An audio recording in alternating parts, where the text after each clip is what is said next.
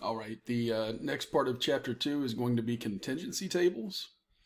So a contingency table allows us to analyze the association or relationship between two categorical variables. The counts or percentages in each cell represent the number containing both categories.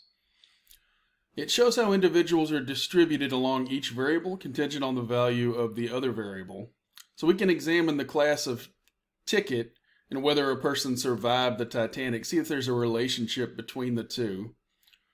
If you remember, that SAT problem we did in class for number sense is very similar to something like this. You've seen a contingency table before. You'll see them in problems on the SAT a lot.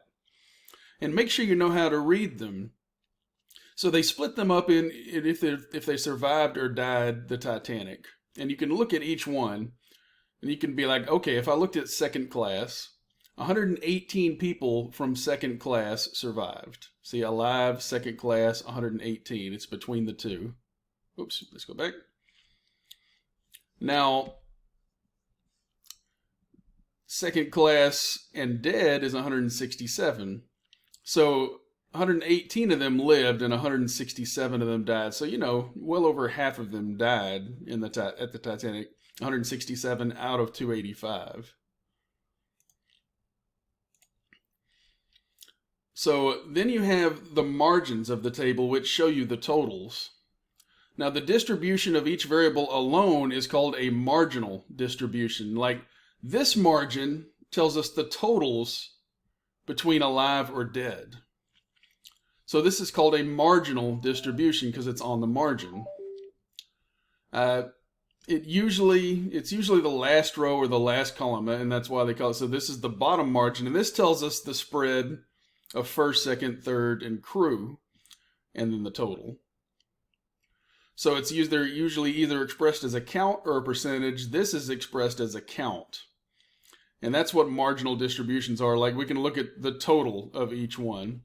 This tells us the totals of the first, second, third, and crew. There's 325 first class, 285 second, 706 crew, and 706 third class, and 885 crew. Each cell gives us a count for the combination of those two values. Like I explained earlier, this 673 is the number of crew that died on the Titanic. And you see crew, it's the vast majority of them died. 673 out of the 885. If you wanted the percentage, you could just take this 673 and divide it by 885, and it would give you the percentage. A conditional distribution tells you the percentages of one of the margins of one of the columns. Of one of the rows or one of the columns. It just depends on what you're looking at. Like, if we wanted to analyze just alive and look across the table, 203 first class people survived, right? 118 second class people survived, 178 third class people survived, and 202 crew survived. So that's 711 total people that survived, and this below shows you the percentage, and you would calculate those by doing 203 divided by 711, and you get 28.6%. 118 over 711 is 16.6. 178 over 711 is 25%. So what these percentages would be just like the conditional probability we did on the SAT yesterday. Like, it would basically be saying, if you survived, because we're only looking at the ones that survived that are alive, right? If you survived, there's a 25% chance that you were third class. If you survived, there was a 29.8% chance you were crew. If you survived, there was a 16.6% chance you were second class.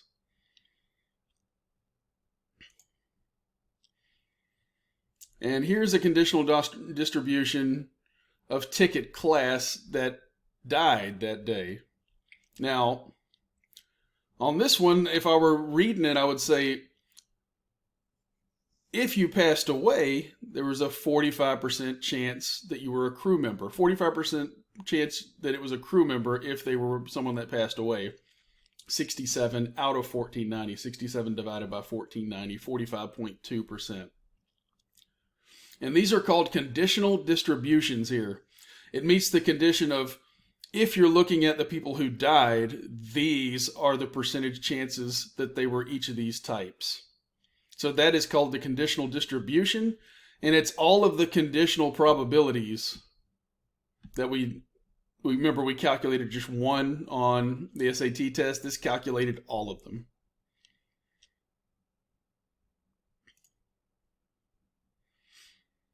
Now, when you look at a table like this and you analyze it and you like split it up into two pie charts, you start to see some interesting things.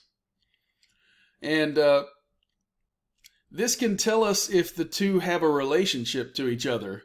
The what first, second, third class or crew member versus if you would live or die.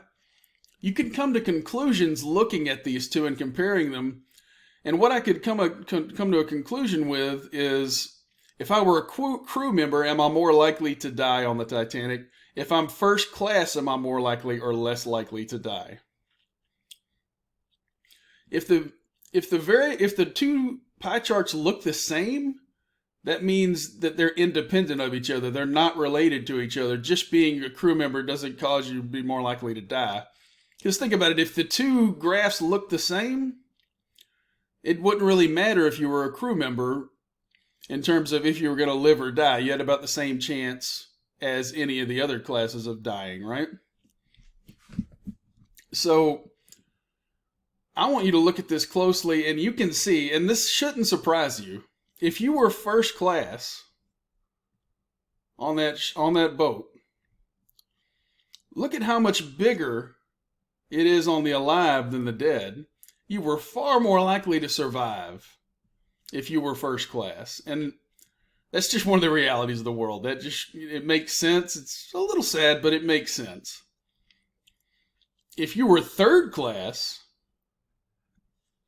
and you look at the two and compare them, you were far more likely to die than normal. Because only about a fourth of the people that survived were third class. It looks like maybe a third of the people that were dead were third class.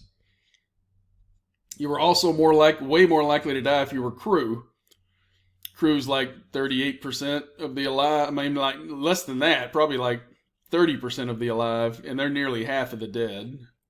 So you were far more likely to die if you were a crew member. And you can compare two pie charts like that and come to some pretty good conclusions on things. Another way to look at it is as a segmented bar chart. And segmented bar charts don't get used as much as just looking at two pie charts, but they do get used occasionally. So each bar is treated as the whole, and it extends to 100%. It goes up to 100%. And it represents the corresponding percentage for each group. Like I can see that crew, about 30% of the people who survived were crew, but about nearly half the people that died were crew. Once again, that tells me crew is more likely to die than normal. And look at first class. Like first class was what, from 100 to almost 70 to almost 100. That's like 30%. And this one is less than 10%. It goes from like 91, 92 or something to 100. So that's less than 10% of them that died were first class. So it's way different. These are definitely related to each other. If you were first class, you were more likely to survive. These would be independent if these two graphs looked the same. If the two, once again, just like the two pie charts, if they would have looked the same, that would have meant that they're not related to each other. You weren't more likely to die if you were first class, second class, third class, or crew. So there wouldn't have been a relationship. So you can look and compare and kind of logically come up with the idea, okay, you're more likely to die if you're a crew member, you're less likely to die if you're first class. Note that on this one, a percentage is crucial. When you're comparing two, you got to compare the percentages, not the numbers. That's a key thing in stats. You know, if you're looking at crime rates or death rates or something like that, you got to compare it to the whole population. You got to compare it percentage-wise. Because it looks if you look at the sheer numbers, as many people, because if you look at just the pure numbers, as many crew members survived as first class people, but that's only because there were way more crew members. So you got to look at the percentages. If you look at the percentages, it tells the true story. Another one they use is side-by-side bar charts to display the multiple variables by grouping them together. Use these with caution as to avoid confusion so they're not misleading. I'm just going to show you an example. The book didn't show an example on this, but I'm going to show you an example. Now, they're showing for each year, 98, 2001, and 2004, the gross domestic product of Great Lakes. And in Illinois, in 1998, it was around, a little over 400. In 2001, it raised a little bit. And in 2004, it raised a little bit more. And it looks like these data are not related because it goes up a little bit for each state, right? So each state did about the same thing. They all went up just a little bit year by year. So there wasn't like a particular state that did worse than another state. So there is really these are independent. The states are independent of each other. They kind of followed the same thing. You're just checking to see if they look different. And these don't look different, right? Every state did about the same thing. They did it on a different scale. Like Wisconsin has a smaller economy, but it just went up a little every year, right? So you really don't learn much from this. There's no relationship to see. So what can go wrong? Do not violate the area principle. Some people like this right here. You'll see it a lot, but it can be a little deceiving because the second class one's out in the front like that. I would generally tell you not to use one of these when you have that choice. You want to go with just the straight circle like this. So while a lot of people like this, I would prefer that you use this right here when you're making presentations and you're showing data, because it's a more accurate representation. It's easier to see. So another thing that can go wrong is you got to make sure your data is honest and it's showing what's really happening. So look at this right here. It shows the percentage of high school students who engage in specific dangerous behaviors. And it has a problem. What's wrong with it? Well, there's multiple things wrong. There could be, a student could have multiple problems, so it's adding up to more than 100%. Look at that, 50 plus 26 plus 31. That is 108%. That's more than 100. You can't do that. If your data adds up to more than 100% because people made multiple choices, you cannot use a pie chart. So 50% of the people used alcohol, but this doesn't represent 50% of the graph. It's less than half of it, right? It would do like that right there and be exactly half the pie if it were 50%, but it's not. So be careful not to use a pie chart when your numbers don't add up to 100%. So don't confuse similar sounding percentages. Pay particular attention to the wording of the context. These are completely different. Like, what percentage of seniors are males? And what percentage of males are seniors? You would get two totally different numbers right there. Because what percent of seniors are males, if you think about it, it'd probably be like half or a little less than half. The percentage of seniors that are males. But the percentage of males that are seniors is a lot lower, right? Because they're only looking at the seniors versus all males, which is little 8-year-old boys, little 15-year-olds, 20-year-olds, 30-year-olds, 40-year-olds, and none of those are seniors. So this one, the second one would be a lot lower percentage than the first one. So don't get those confused when you swap them like that. Another thing you got to be wary of is using unfair or silly averages, things that don't make sense. This could lead to what they call Simpson's paradox. When you take averages across different groups, but they appear to contradict overall averages, and they don't make sense at all. Like, if I look at this sign right here, it says that Centerville was established in 1793. Its population is 7,943, and its elevation is 710.